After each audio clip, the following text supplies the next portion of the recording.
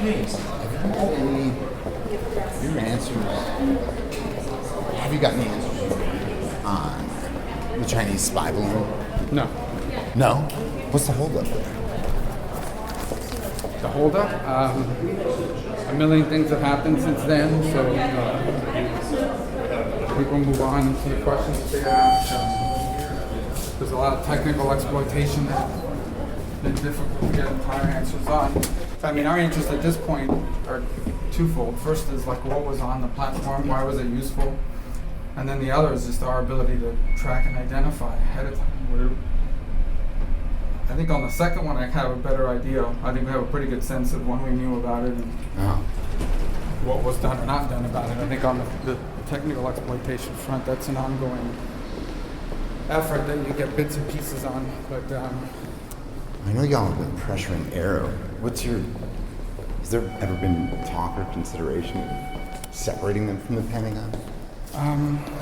I think there's been some talk about whether they'd be appropriately housed somewhere else. The problem is, where would you house it? Yeah. And in the end, so much of these interactions are happening at the military level. That's where the most sensitive sensors are. Those are the, that's what's interacting with this. And so, I think that's the question is now. Even if you're unhappy with what the Pentagon is doing or the amount of priority they've given it, who you give it to? Commerce? Yeah. The FAA? I mean, their job is safety now. Yeah. So there are agencies that certainly can contribute to it, but I think the reason why it winds up at the Pentagon is because they're the ones, at the end of the day, responsible for the aerospace defense and domain awareness in the United States.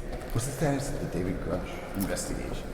That's an inspector general process, so we would know that the claim's been filed. We wouldn't know anything internally until the decision is made. Do you want to hear from him here in the Senate? They heard from him in the House. Well, I know our staff interviewed him, and we have those transcripts, but we usually let the inspector general process play out first. Yeah. Thank you. No timeline on that? We don't control that. Yeah. They're independent. Figured. Thank you, sir. We don't control that. They're independent. Follow up from our last conversation. UAPs, you said the Inspector General sent that That it was in their report. I thought the Inspector General sent that to you guys. He notifies Congress. Yeah. But he's still investigating. But their process is separate. So are you guys doing a formal investigation after he sent that to you all? I don't think we generally don't begin our own process until the Inspector General finishes theirs. So, someone files a complaint, they have to deem it credible and they have to deem it an urgent concern. Yep. And then they notify Congress of it. Congress is obviously free to talk to the individual and so forth, but generally my experience in my time here has been that the Inspector General process runs on its own track, and in most cases the committee doesn't, because they're an independent Inspector General, so they operate on their own track. And generally Congress waits for those to work their way through. I don't think it's required by law, but generally that's been my experience. Because I thought they already sent you all a report. No, the only thing they have issued, that they have an obligation under the law to notify us of initially is that, like I said, credible and it has to be an urgent matter. So that alerts you that they're going to It alerts you that they're undergoing the process, correct. Would you want to hear more from that whistleblower, David Grusch?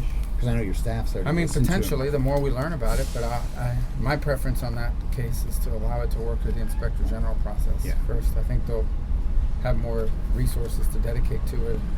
And then from that, it'll uncover whether it's testimony or evidence that we could potentially follow up. So, have you heard of the White House's new UAP interagency team?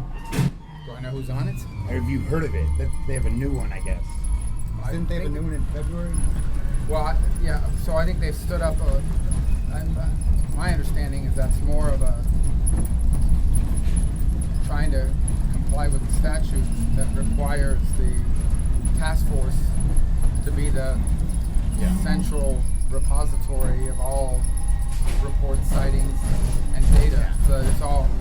So my sense is that that's just an administrative effort to streamline how the reporting breaks through the silos, depending on whether it's the Navy, the Army, the Department of Energy, whoever comes across some reporting or data, they can send it That's my tied, understanding of it. and last question, that's tied to the Chinese spy balloons at the start of the conflict. Yeah, well, Right. anything, people always automatically assume that it's something otherworldly. It's Yeah. any anomaly that doesn't fit the criteria of what we normally see or expect.